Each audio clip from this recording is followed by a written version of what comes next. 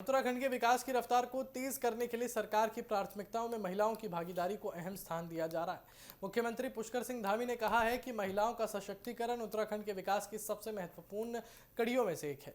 देहरादून के भाऊवाला में आयोजित महिला संवाद कार्यक्रम में मुख्यमंत्री ने महिलाओं से सीधे संवाद किया और उनकी उम्मीदों, सुझावों और अनुभवों को सुना। ये कार्यक्रम तीज के मौके पर आयोजित किया गया, जिसमें अलग अलग क्षेत्रों में योगदान देने वाली महिलाओं को सम्मानित भी किया गया। मुख्यमंत्री धामी ने कहा कि सरकार की योजनाएं तभी ज्यादा प्रभावी बनती हैं जब उनमें आम लोगों के अनुभव और सुझाव शामिल हों। उन्होंने महिलाओं को उत्तराखंड के विकास की बड़ी ताकत बताते हुए सरकार के सशक्त नारी समृद्ध उत्तराखंड के विजन को सामने रखा।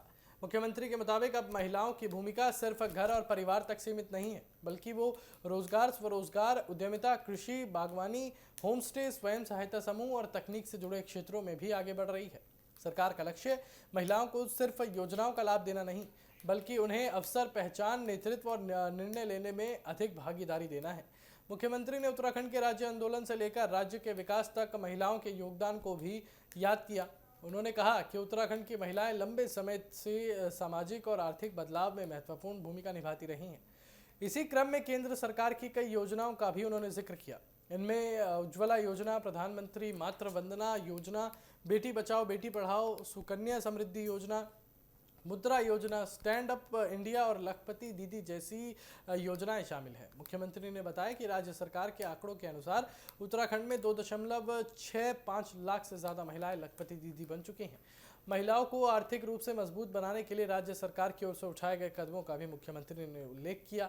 उन्होंने बताया कि सरकारी नौकरियों से महिलाओं के लिए 30% क्षैतिज आरक्षण और सरकारी सहमतियों में 33% आरक्षण दिया गया है। इसके अलावा एकल महिला स्वरोजगार योजना, मुख्यमंत्री महिला सतत आजीविका योजना, मुख्यमंत्री स्वरोजगार योजना और लखपति दीदी जैसे कार्यक्रमों के जरिए महिलाओं को आत्मनिर्भर बनाने पर जोर दिया गया।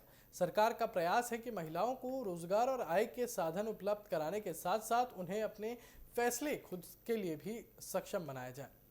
मुख्यमंत्री ने महिलाओं के बनाए उत्पादों को बेहतर बाजार उपलब्ध कराने के लिए हाउस ऑफ हिमालयाज जैसे प्लेटफॉर्म का भी जिक्र किया। इसके अलावा ड्रोन दीदी, सोलर सखी और महिला सारथी जैसी पहल के जरिए महिलाओं को तकनीक और नए आर्थिक अवसरों से जोड़ने की बात कही गई। यानी सरकार की रणनीति सिर्फ पारंपरिक रोजगार तक सीमित नहीं है, बल्कि महिलाओं को आधुनिक तकनीक और नए कारोबार के अवसरों से जोड़ने पर भी जोर दिया जा रहा है। इससे पहाड़ी क्षेत्रों में रहने वाली महिलाओं के लिए स्थानीय स्तर पर रोजगार और स्वरोजगार के नए रास्ते खुल सकते हैं।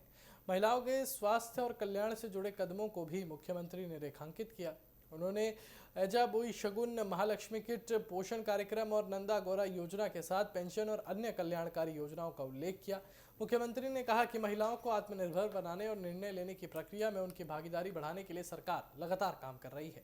कार्यक्रम के दौरान अलग अलग क्षेत्रों में उल्लेखनीय योगदान देने वाली महिलाओं को सम्मानित भी किया गया। कुल मिलाकर भाऊवाला में आयोजित महिला संवाद कार्यक्रम के जरिए मुख्यमंत्री पुष्कर सिंह धामी ने उत्तराखंड के विकास मॉडल में महिलाओं की भूमिका को एक बार फिर केंद्र में रखा। सरकार का जोर अब महिलाओं को सिर्फ लाभार्थी के तौर पर देखने के बजाय उन्हें आर्थिक गतिविधियों, रोजगार, उद्यमिता और नेतृत्व से जोड़ने पर भी है। मुख्यमंत्री के मुताबिक सशक्त महिलाएं ही समृद्ध उत्तराखंड की मजबूत नींव बन सकती हैं। ऐसे में आने वाले समय में महिला केंद्रित योजनाओं और उन्हें आर्थिक रूप से आत्मनिर्भर बनाने की पहलों पर सरकार का फोकस और बढ़ने की उम्मीद है। मुझे बहुत अच्छा लगा कि हमारी एक बहन ने पूछा कि उनको चिंता है कि आने वाले समय में हमारे बच्चों का भविष्य सुरक्षित रहेगा कि नहीं रहेगा।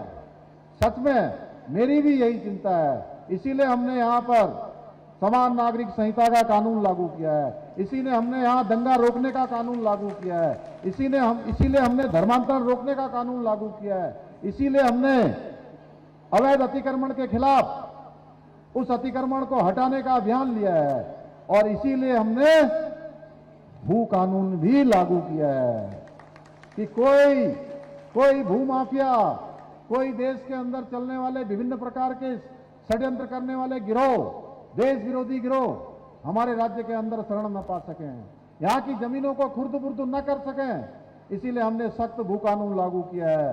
अब कोई भी इस भू कानून को तोड़ेगा, इसका उल्लंघन करेगा, उसको जेल की सलाखों के पीछे जाना होगा, उसकी सारी संपत्ति सरकार में निहित हो जाएगी। इसीलिए कि हमारे बच्चों को आने वाले समय में सुरक्षित उत्तराखंड मिले। इसीलिए हम उत्तराखंड के अंदर हमने मदरसा बोर्ड भंग किया है और मदरसा बोर्ड को भंग करके हम अल्पसंख्यक शिक्षा में हमने नया शिक्षा का प्राधिकरण बनाया है।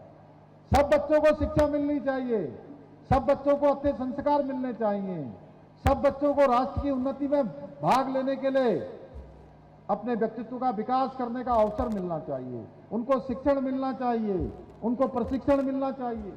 हम ऐसी शिक्षा चाहते हैं, न कि ऐसी शिक्षा जो 500 साल पुरानी कट्टरवादी मानसिकताओं से पोषित हो रही हो। ऐसी मुल्लावादी संस्कृति हम देवभूमि उत्तराखंड में किसी कीमत पर यहां पर लागू नहीं होने देंगे भाइयों बहनों। ये हमारा संकल्प है।